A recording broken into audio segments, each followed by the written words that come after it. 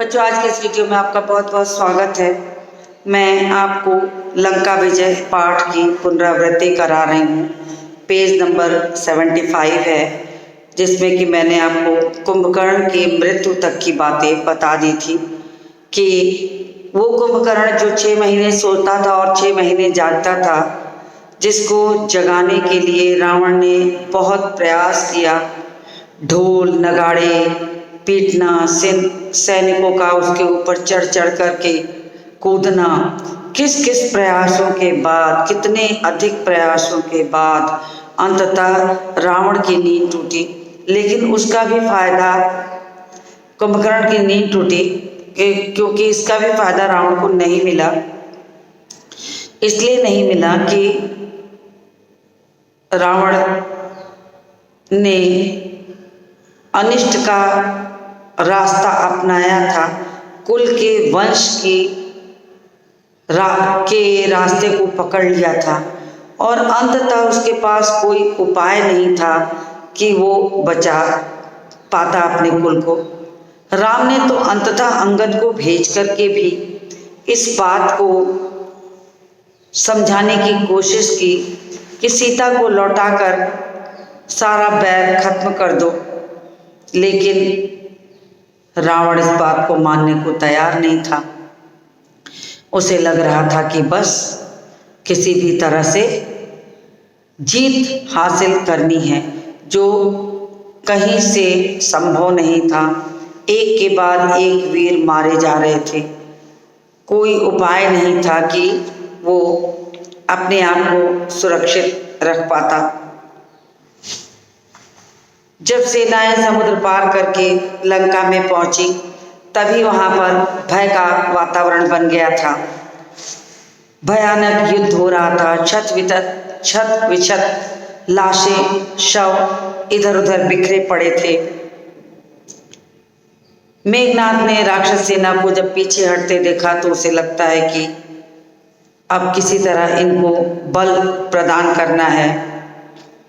मेघनाथ ने समझा कि राम और लक्ष्मण जब मूर्छित हो जाते हैं तो मेघनाथ समझता है कि उनकी मृत्यु हो गई और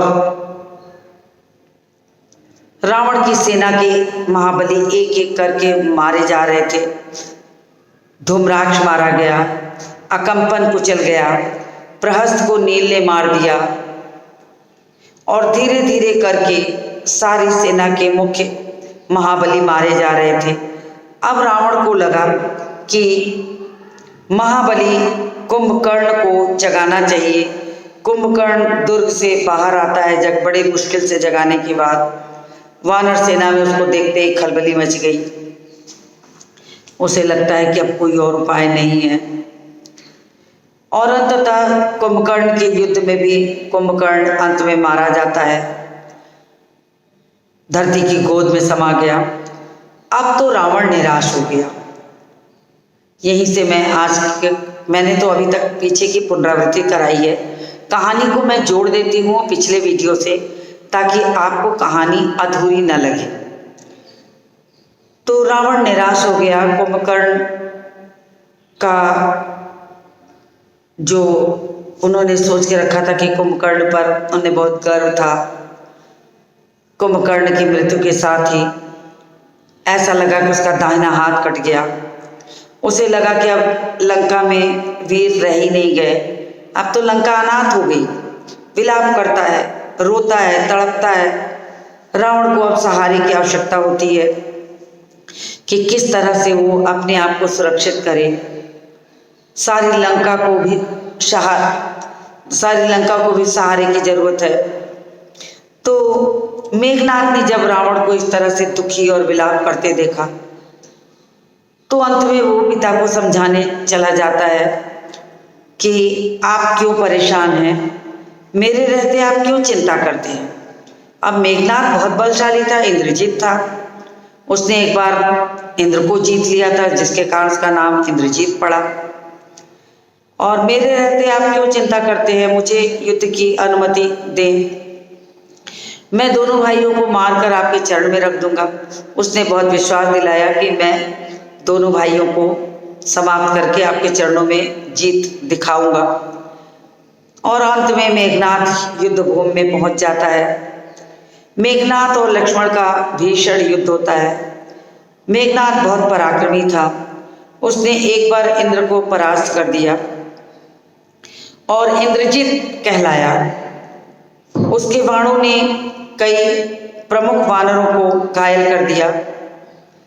मेघनाद को रोक पाना बहुत कठिन था। मेघनाद पर जीत हासिल करना बहुत कठिन था। वानर सेना के तो बूते के बाहर की ये बात थी कि वो मेघनाद को जीत लेते।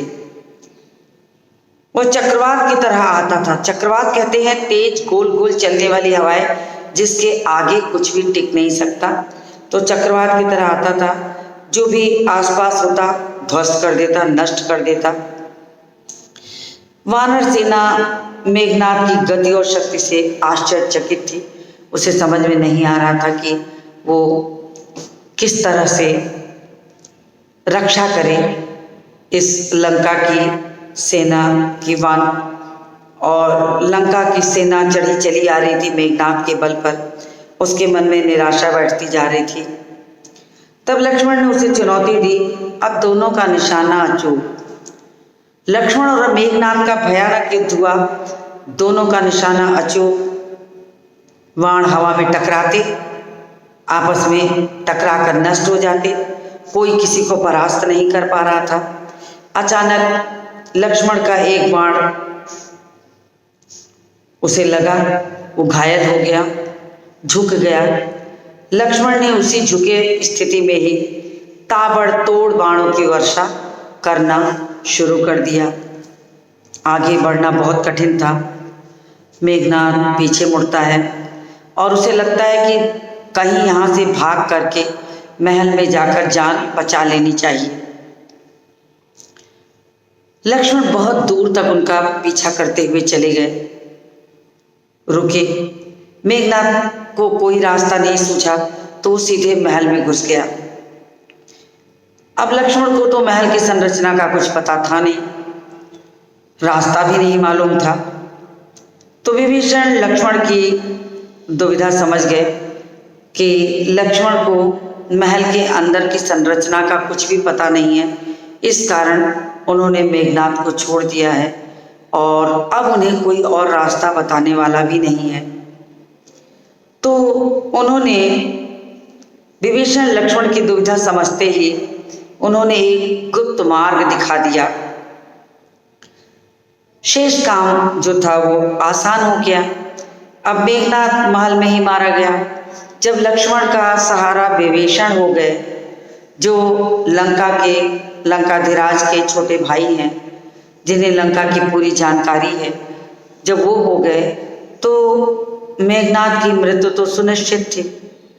अब विभीषण ने लक्ष्मण और राम का बहुत सहयोग किया था, क्योंकि रावण ने तो विभीषण को बहुत लज्जित किया था और जिसके कारण वो उनके लंका से निकाल दिया था, उनको छोड़कर वो चले आए थे और भगवान की शरण में अपने आप को डाल दिया था कि ये सच है कि मैं लंकाधिराज का छोटा भाई हूँ, मगर उन्होंने मुझे निकाल दिया है, मैं आपकी शरण में हूँ। तो उन्होंने कहा ही है, शरण गए प्रभु राखी हैं सब अपराध विसार। सारे अपराधों को भूलकर भगवान अपने शरण में ले लेते हैं। तो वानरों ने लंका में जहाँ था, अब लक्ष्मण, जब विभीषण ने बता दिया तो लक्ष्मण सीधे महल की ओर भागे।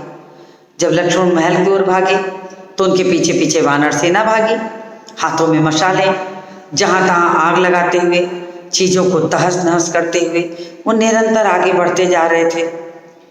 अन्न का भंडार फूंक दिया, जहाँ तहाँ आग लगा दी, शस्त्रागार जला दिया। शस्त्रागार कहते हैं शस्त्र रखने के स्थान को। मारकाट मच गई, जो भी सामने पड़ा मारा गया। अकंपन मारा गया, प्रजंग मारा गया, युपाक्ष मारा गया, कुंभ मारे गए। अब हनुमान ने भी ये ठान लिया था कि 2-4-10 वीरों को तो वो साफ करके रहेंगे। तो हनुमान ने निकुंभ और देवांतक और त्रिसरा को मौत के घाट उतार दिया, नींद सुला दी मौत की। अब अंगद ने भी पीछे रहने की बिल्कुल नहीं सोची थी, वो भी आगे बढ़े और नरांतक का काम तमाम कर दिए। लक्ष्मण ने अतिकाय का सिर काट लिया। कहने का तात्पर्य क्या है कि राक्षस सेना में बिल्कुल खलबली मच गई थी। बड़े बड़े वीर जो थे वो मारे जा रहे थे। किसी को समझ में नहीं आ रहा था कि वे क्या करें, कैसे स्वयं को सुरक्षित करें। रावण के पास कोई विकल्प भी नहीं बचा था, क्योंकि उसकी सेना के तो अधिकतर जो सैनिक थे वो मारे जा चुके थे। अब अकेला बचा रावण युद्ध करे, अपने कुल को बचाए या क्या करे, उसके समझ में नहीं आ रहा था। तो उसे लगा कि अब तो वही शेष बचा है, तो युद्ध के लिए उसे निकलना चाहिए। वह जिधर मुड़ता भगदड़ मच जाती। वानरों को भागते देखकर लक्ष्मण आगे आए। अब रावण जैसे जैसे राम की सेना की ओर बढ़ता, वानर सेना में खलबली मच जाती। जो जहां जगह पाता भागने लगता। लक्ष्मण को लगा कि रावण के आतंक मात्र से हमारी सेना हार जाएगी, तो उन्होंने बल प्रदान करने के लिए अंततः वे आगे बढ़ने की कोशिश करते हैं। तो रावण भी ठान लेता है। वानरों को भागते देखकर लक्ष्मण भी आगे आए, धनुष बाण लिए रावण के सामने अभेद्य दीवार की तरह खड़े हो गए। अभेद्य दीवार कहते हैं उसको जिसे कोई काट ना सके, ऐसी दीवार जिसका भेदन ना किया जा सके। अभेद्य तो जिसे काटा ना जा सके, जिसे तोड़ा ना जा सके। तो बिल्कुल सामने जाकर वो खड़ा हो जाता है। उसके बाद राम, उनके सामने रावण की एक न चली। अब लक्ष्मण आगे आगे पीछे पीछे राम। तो कहीं से भी जो सेना को रावण बिल्कुल घबरा जाता है। उसको कहीं से भी रास्ता नहीं मिलता कि वो खुद को बचाए या सेना को बचाए। विभीषण ने को राम की सेना में देख रावण को बल पड़ा। उसने तो विभीषण को निकाला ही था, लेकिन दुश्मन से जाके मिलने पर रावण को लगा जैसे पूरे बदन में आग लग गई हो। क्रोध के मारे वो कांपने लगता है, उबल पड़ता है। उसके लिए यह देशद्रोह था। अब रावण विभीषण को निकालने के बाद जब राम से मिल जाता है तो रावण को क्या लगता है कि ये देशद्रोही है, दुश्मनों से जाके मिल गया है। तो उसने और कोई उपाय नहीं देखा और विश्वासघाती बना दिया छोटे भाई को। छोटे भाई का विश्वासघात, उसने विभीषण का पर निशाना लगाया। जब रावण ने देखा कि खुद घर का भेदी जो है वो जा करके राम के साथ मिल गया है, तो रावण को लगता है कि पहले विभीषण को मार देना चाहिए। स्वयं को जीतने के पहले विभीषण को मार देना चाहिए।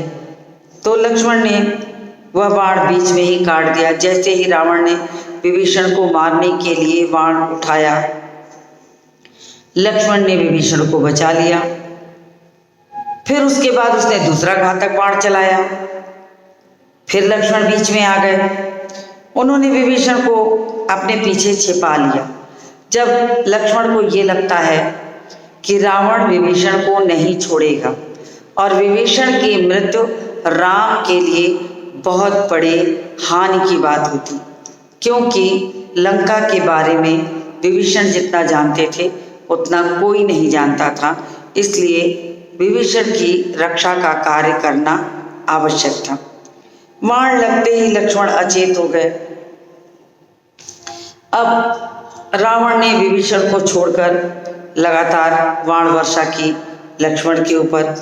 बाण लगते ही लक्ष्मण भी अचेत हो गए। राम ने यह देखा तो उनकी आंखें क्रोध से लाल हो गई। आग बरसने लगी। रावण के क्रोध का ठिकाना नहीं। उन्होंने लक्ष्मण को सुग्रीव की निगरानी में छोड़ा और रावण को चुनौती दी। अब राम ने जब ये देखा कि लक्ष्मण को बाण लग गया है, अब वो दुखी हों इसके पहले उन्हें लगा कि लक्ष्मण को और स्वयं को सुरक्षा प्रदान करनी चाहिए। क्रोध से आंखें लाल लाल कर ली, आग जैसे बरस रही हो उसमें से। उन्होंने लक्ष्मण को सुग्रीव के सहारे छोड़ दिया निगरानी के लिए कि आप इनकी देखरेख करिए, और खुद चल दिए रावण को चुनौती देने के लिए। कहा, रावण, काल तुझे मेरे सामने ले आया है। काल मतलब मृत्यु। काल का मतलब समय भी होता है और यहाँ पर काल का मतलब जो है मृत्यु है, कि मृत्यु तो तुम्हें खींच करके मेरे सामने ले आई है। आज अन्याय पर न्याय की विजय होगी, अन्याय पर न्याय की विजय होगी। ऐसा माना जाता है कि रावण अन्याय पर चल रहा था और न्याय की जीत राम जो थे न्याय पर चल रहे थे। तो उन्होंने कहा कि आज अन्याय हारेगा और न्याय जीत जाएगा, तुम्हारा अंत तो अब निश्चित हो गया है। वे रावण को समझाते हैं कि अब तुम्हारा अंत सुनिश्चित है। तुमने अन्याय का जो रास्ता अपनाया उस रास्ते पर चलकर तुमने अपने कुल को नष्ट किया है, नुकसान पहुंचाया है, तो अब तुम्हारी मृत्यु जो है सुनिश्चित है।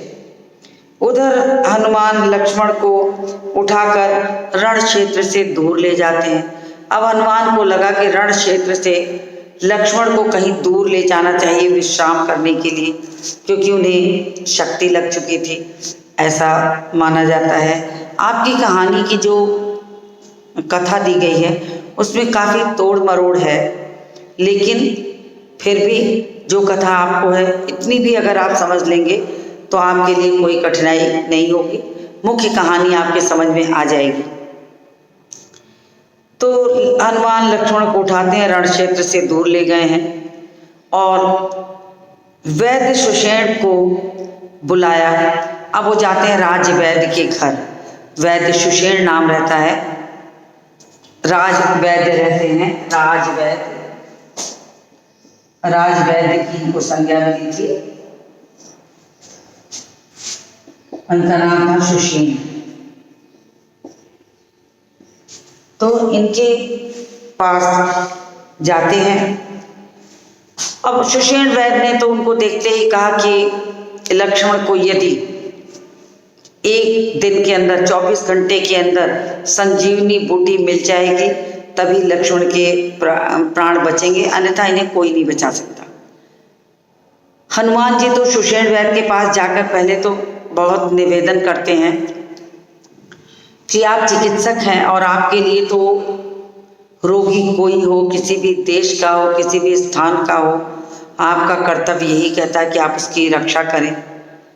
लेकिन सुषेण वैद्य कहते हैं कि नहीं, मैं तो सिर्फ राजघराने का वैद्य हूँ, तो मुझे ये अधिकार नहीं है कि मैं दुश्मन के शिविर में जाकर दुश्मन की देखरेख उनकी सेवा करूँ।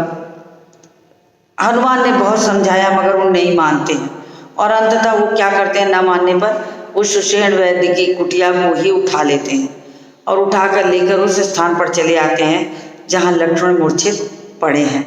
अब सुषेण वैद्य को लाके वहाँ रख देते हैं और कहते हैं कि अब आपको इलाज करना है। अब सुषेण वैद्य क्या करते, उन्होंने जब इलाज शुरू किया तो बताया कि लक्ष्मण की मूर्छा तो तभी टूटेगी जब इन्हें संजीवनी बूटी प्राप्त होगी, संजीवनी बूटी मिल जाएगी, तब इनकी चिकित्सा शुरू की जा सकती है। रक्त का रिसाव बंद हो गया था, रक्त बहना बंद हो गया था, घाव भर गया। अंत में संजीवनी बूटी लेने के लिए हनुमान जी उसी रात वहाँ से निकल पड़ते हैं और ये माना जाता है कि प्रातः होने के पहले ही वे संजीवनी बूटी लेकर आ जाते हैं। लेकिन जब वो संजीवनी बूटी लेने के लिए पर्वत पर पहुँचते हैं तो सुषेण वैद्य ने जो पहचान बताई थी कि संजीवनी बूटी ऐसे ही चमक रही होगी जिसे आप देखते ही पहचान जाएंगे। वहाँ पहुँचते हैं तो उन्होंने क्या देखा कि ये तो पूरा पर्वत ही चमक रहा है, फिर वो कैसे पहचाने कि संजीवनी बूटी इसी में है। उनके पास तो कोई रास्ता नहीं बचता और समय बिल्कुल ही नहीं था, क्योंकि अगर वो पूरी रात में सुबह होने तक, प्रातः होने तक अगर संजीवनी बूटी नहीं लाएंगे तो फिर लक्ष्मण के प्राण नहीं बचाए जा सकते। हनुमान जी को तो कोई रास्ता नहीं सूझता था, तो पूरा पूरा पर्वत ही उठा लेते हैं। अब उन्हें कोई रास्ता नहीं सूझता कि वो क्या करें, तो अंततः वो पूरा पर्वत उठा लेते हैं कि बस अब मैं पूरे पर्वत को लेके चलता हूँ। और वो लाते हैं, उसे लिए हुए हवा में उड़ते आते हैं, लाके लक्ष्मण के पास रखते हैं और उनसे कहते हैं वैद्य से कि आप इनका इलाज करें। जैसे ही संजीवनी बूटी मिलती है, लक्ष्मण की चेतना वापस आ जाती है। अब रक्त का स्राव भी बंद हो गया था, घाव भी भर गया था। संजीवनी बूटी का प्रभाव तो बिल्कुल चमत्कारी होता ही है। सुग्रीव ने लक्ष्मण के स्वस्थ होने की सूचना भी राम तक पहुंचा दी। अब मारे खुशी के वो सिंह के भांति रावण पे टूट पड़े। इतनी खुशी मिली उन्हें कि उनका भाई जीवित बच गया। राम रावण का भयानक युद्ध हुआ। अब तो इसके बाद का जो युद्ध था वो एक निर्णायक युद्ध के तरह हो गया, और इसी के चलते राम रावण का जो युद्ध था वो बहुत भयानक युद्ध हुआ। शस्त्रों की गति से कपा देने वाली ध्वनियां निकल रही थी। ऐसे ऐसे भयानक अस्त्र और शस्त्र का प्रयोग किया जा रहा था कि जिनकी आवाज से पूरा वातावरण गूंज जाता था। ध्वनियां निकल रही थी, गुंजायमान हो रही थी कि चलती हुई हवा रुक जा रही थी, थम जा रही थी। सूरज बादलों के पीछे छिप जा रहा था। शस्त्रों की चमक बिजली की तरह कौंध रही थी। गड़गड़ाहट थी, और ऐसी गड़गड़ाहट कि थर्रा जाए, कोई भी डर जाए। योद्धा अपनी पूरी शक्ति से लड़ रहे थे। कोई एक रत्ती भी पीछे खिसकने को तैयार नहीं था। कहने का मतलब कि सब कुछ होकर के भी वो एक रत्ती भी पीछे खिसकने को तैयार नहीं थे। अर्थात राम और रावण का जो युद्ध है वो अब निर्णायक मोड़ की ओर बढ़ने लगा था। कोई उपाय नहीं बचा। गड़गड़ाहट ऐसी कि शक्ति को संभालना मुश्किल। कुछ ही देर में लगा कि युद्ध समाप्त होने को है, और अचानक ऐसा लगा कि अब ये युद्ध समाप्त हो जाएगा। अब क्योंकि निर्णायक मोड़ पर युद्ध पहुंच चुका था, कोई रास्ता नहीं दिखाई पड़ रहा था। उन्हें लग रहा था कि अब किसी न किसी तरह वे सफल होंगे। महासंग्राम समाप्त नहीं हुआ। रावण एक बाण राम को लगा। रावण का एक बाण जो रहता है राम को लगता है, राम की ध्वजा कट जाती है। रथ की जो ध्वजा, पताका, झंडा कट जाती है। राम ने भी प्रहार किया। बाण रावण के मस्तक पर लगा, रक्त की धारा बह निकली। युद्ध कुछ पल के लिए जैसे रुक गया हो। युद्ध फिर शुरू हुआ और बराबर युद्ध होता रहा। राम के एक बाण उसके पार निकल गए। राम के बाणों ने रावण के रथ का जो मुंह था वो मोड़ दिया। रथ मुड़ा, लेकिन रावण के हाथ में से धनुष छूट गया। वह पृथ्वी पर गिर पड़ा और मारा गया।